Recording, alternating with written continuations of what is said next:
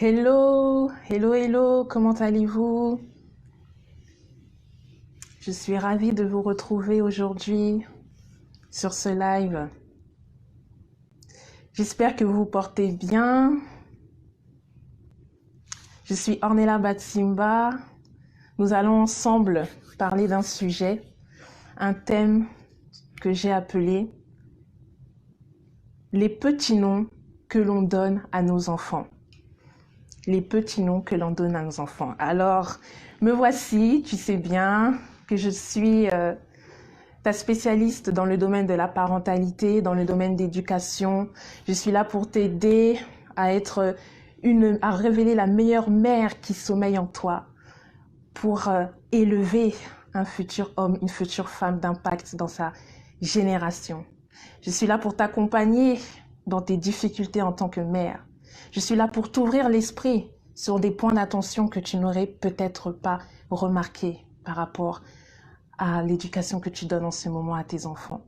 Je suis là également pour te soutenir et pour te dire que, quelle que soit ta situation, garde confiance en toi. Quelle que soit ta situation, tu es une mère aimante et tu es une mère qui va élever ses enfants de la meilleure manière que tu peux. Alors, ce sujet me touche principalement parce que nos enfants sont sensibles. Nos enfants sont sensibles. Et dès le bas âge, si nous commençons à les désigner d'une mauvaise manière, à les nommer, donner des petits noms qui sont négatifs, ça aura un impact sur leur développement personnel et également sur leur destinée. Alors, je remercie toutes les personnes qui sont là. J'espère que vous m'entendez bien. J'espère que vous m'entendez bien. Mettez dans les commentaires si tout est OK. Et on va commencer. Qu'est-ce que j'appelle les petits noms?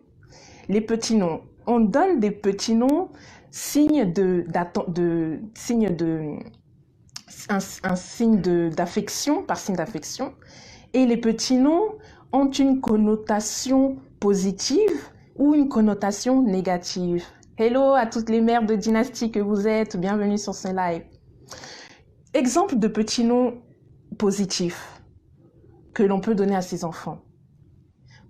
Mon chouchou, ma belle, pour votre fille, mon beau garçon, ma chère et tendre fille. Des petits noms coussins, oh, ma choupinette, mon poussin. Vous voyez, ce sont des termes adorables, mignons. Hello Astekana, comment vas-tu? Bonjour à toi.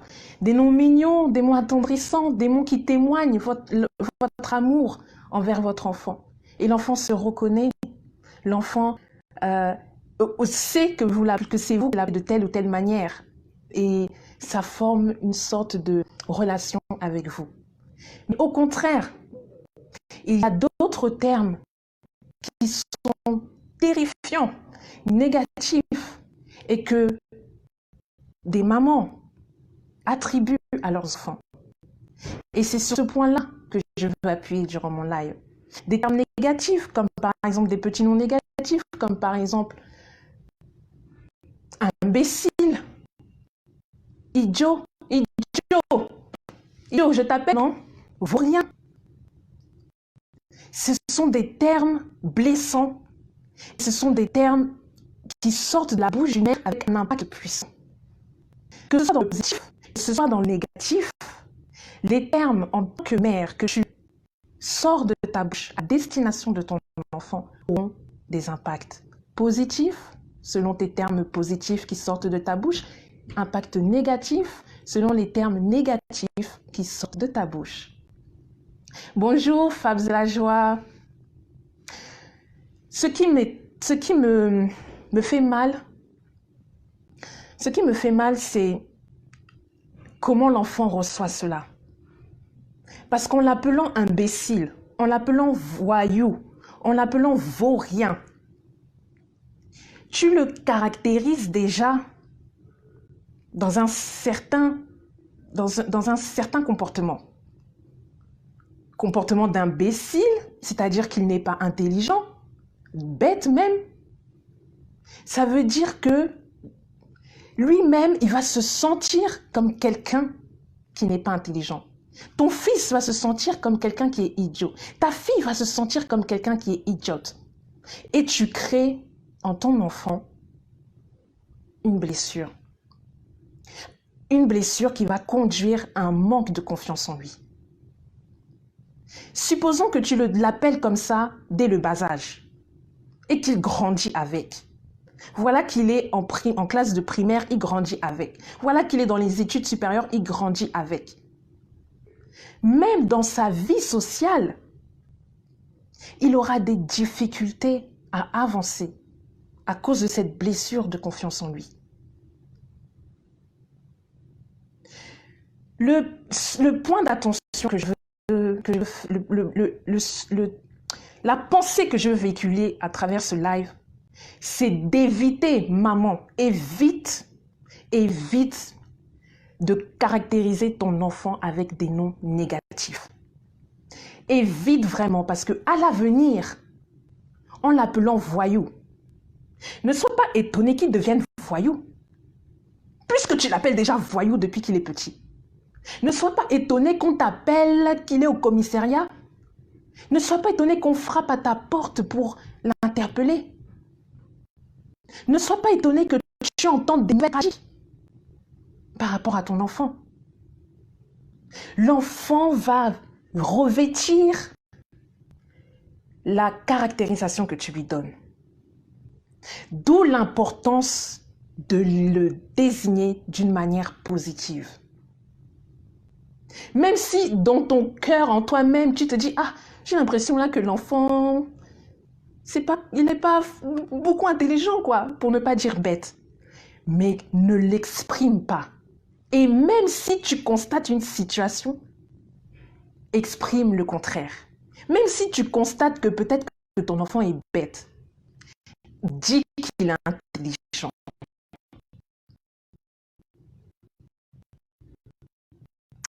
Je vais vous donner un exemple personnel. Je me rappelle quand j'étais ma mère nous aidait pour faire des devoirs. Et je faisais ça dur, je trouvais que c'était compliqué, etc.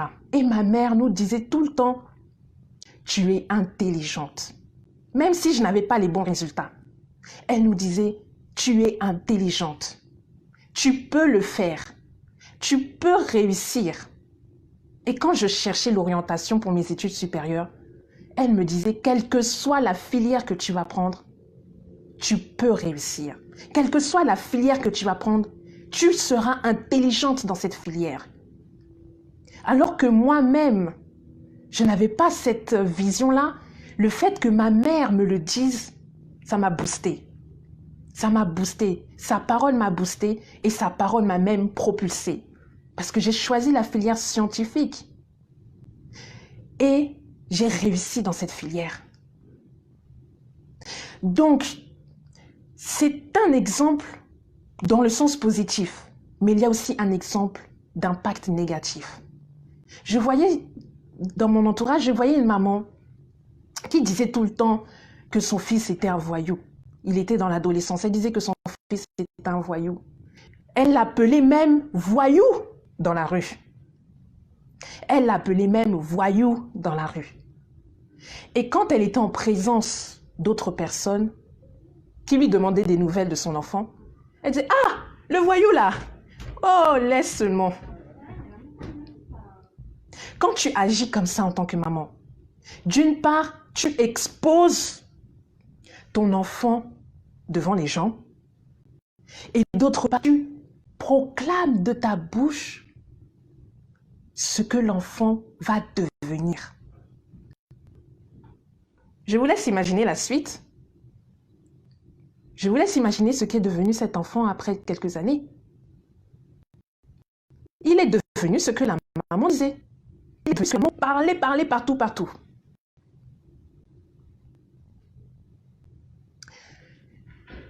Je me disais que des fois, c'est par manque de connaissances. On ne se rend pas compte. Par manque de connaissances, on ne se rend pas compte que ce qu'on dit peut avoir un impact. Certains euh, vont dire c'est la puissance des proclamations. D'autres vont dire c'est la loi de l'attraction. Ce que tu dis, c'est ce qui t'arrive. Donnons un exemple, parce que je veux vraiment que vous puissiez vous imaginer l'impact de ce que je parle par rapport aux mots. Si tu te dis, ah non, je veux pas conduire, je veux pas passer le permis, je veux même pas avoir une voiture, parce que j'ai peur d'avoir un accident. J'ai peur, tu dis, j'ai peur d'avoir un accident. Comme tu dis que tu as peur d'avoir un accident, ce que tu crains, c'est ce qui va t'arriver.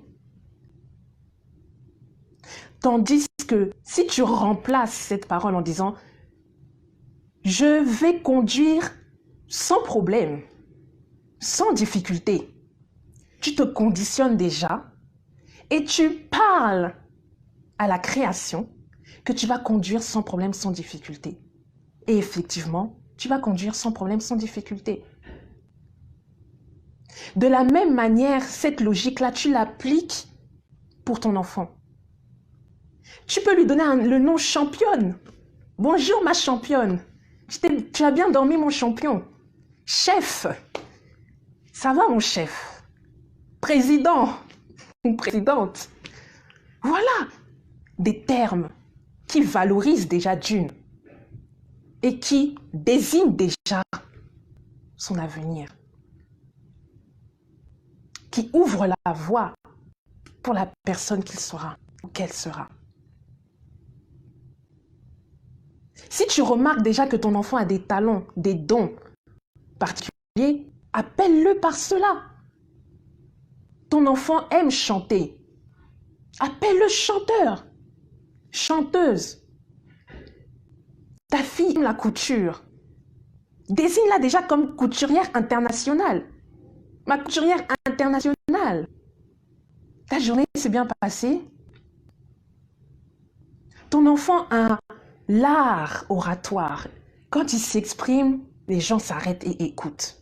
Pourtant, il est encore jeune. Voilà, c'est mon speaker. How are you, speaker? Tu comprends? Tu comprends? Mettez-moi dans les commentaires si vous suivez le raisonnement. Et tu verras que l'atmosphère va faire que ton enfant sera de plus en plus épanoui, sera de plus en plus à l'aise, aura confiance en lui. Yes, I'm the boss. I'm a speaker. Je suis une couturière internationale. Et la voie va s'ouvrir pour que ce soit ce qu'ils deviennent, ce qu'elles deviennent. Oh, merci Nina Beauté, comment allez-vous?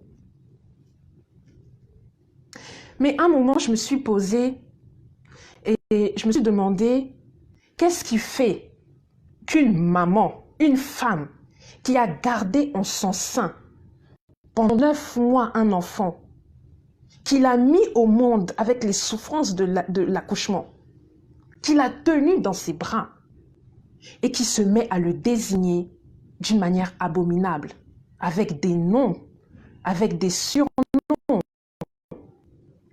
Bori, mouton ou je ne sais quel animal. Qu'est-ce qui s'est passé? Hello Constance, bienvenue à toi. Et je me suis rappelé qu'il y a aussi le contexte qui rentre en jeu. Le contexte de la conception de l'enfant, le contexte de l'arrivée de cet enfant.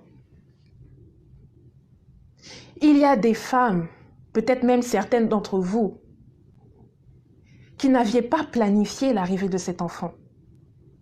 Peut-être que vous aviez une relation avec l'homme de votre vie, que vous considérez comme l'homme de votre vie. Et durant la grossesse, il s'est avéré que la relation s'est cassée. Vous n'êtes plus avec le père de l'enfant. Tu as une blessure. Certaines femmes, même, ont pu ne pas être au courant qu'elle était enceinte durant le processus de la grossesse. Jusqu'à un certain moment. Oui, ça arrive. Tu ne te rends pas compte que tu es enceinte. Ton corps même ne témoigne que tu es enceinte. tu as ton cycle menstruel comme d'habitude. Tu peux avoir des fois des signes de fatigue, mais tu te dis c'est la fatigue du quotidien, c'est la fatigue de la semaine. Tu peux avoir des maux de ventre, mais sans imaginer que c'est parce que tu es enceinte.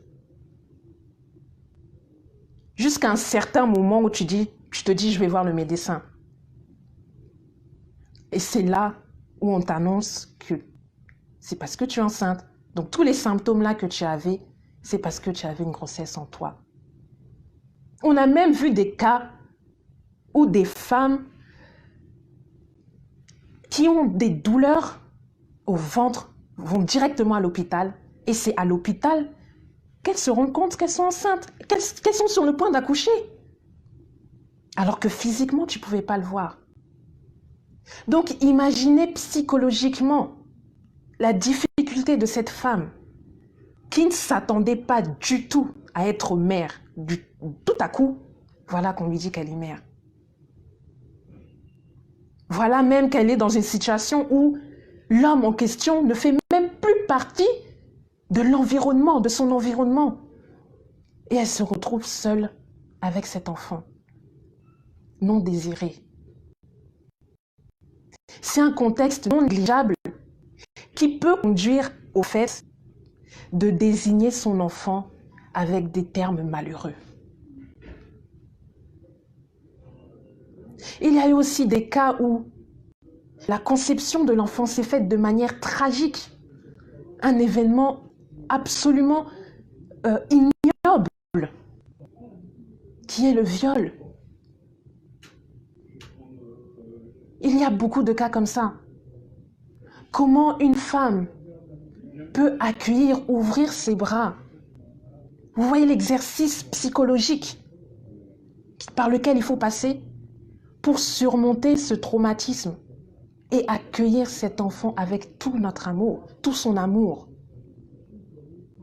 La femme a des blessures en elle. Peut-être qu'elle considère l'arrivée de cet enfant comme un frein pour son avenir. Elle avait des projets, cette femme. Des projets d'études, des projets de voyage, des projets à long terme. Et voilà que l'arrivée de cet enfant a bloqué ses projets. Sauf que cet enfant est innocent. Sauf que cet enfant est innocent et il pâtit de cette douleur de la maman qui témoigne cela à travers des termes négatifs pour rappeler son enfant. Donc, la maman doit elle-même guérir de ses blessures. La maman doit elle-même passer par un processus de prise de conscience d'une part et de guérison intérieure. Pour ensuite accueillir cet enfant comme il se doit. Donner l'amour que l'enfant mérite. Et ça, c'est des cas, ce sont des mères à qui je veux dire courage. Des femmes à qui je veux dire ta situation n'est pas la fin. Ta vie n'est pas terminée. Et prends conscience que tu as une dynastie à bâtir.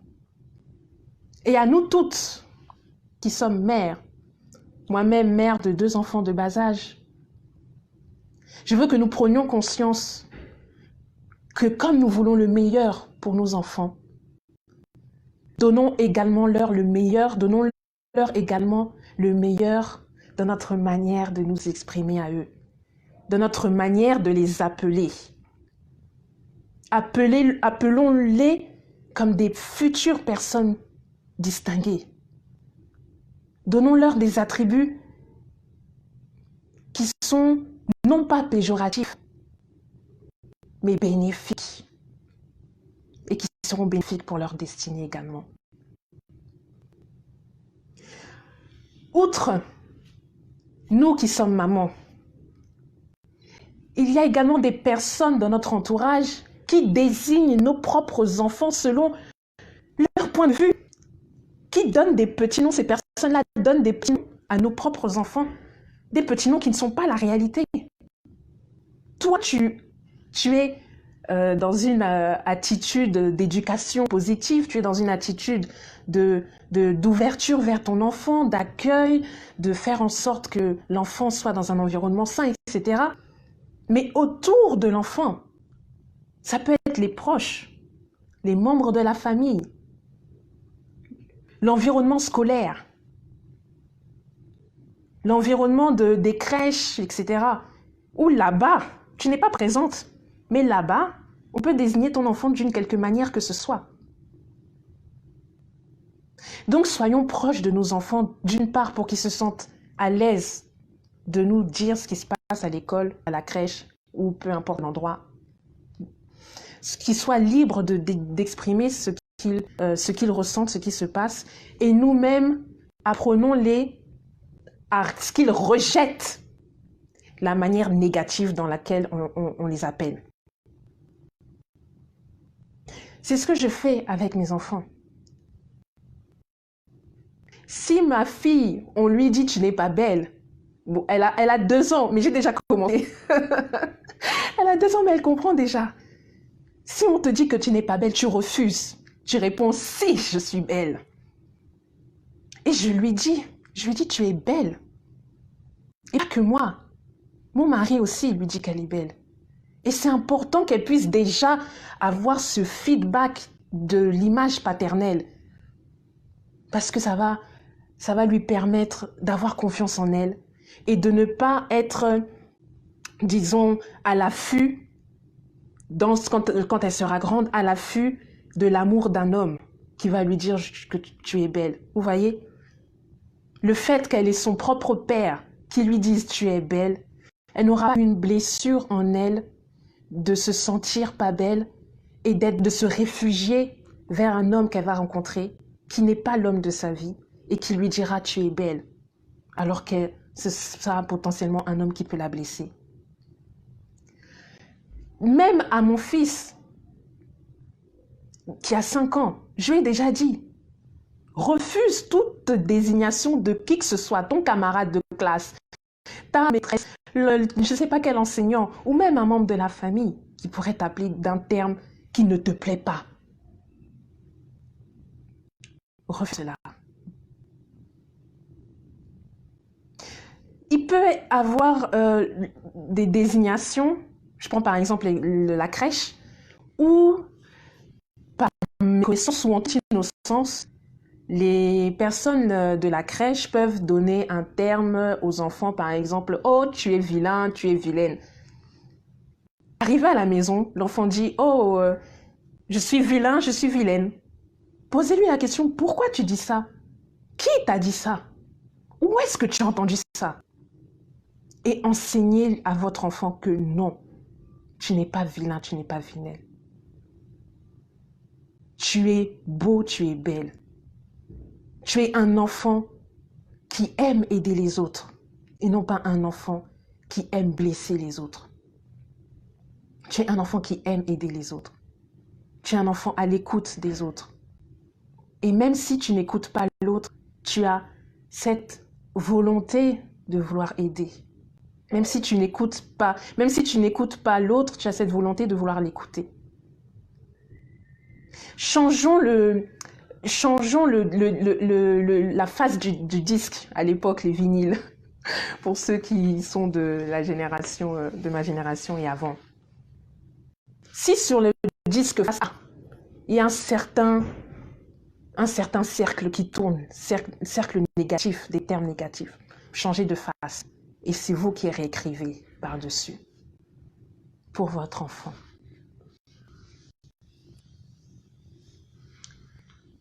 Ok, c'est très très important.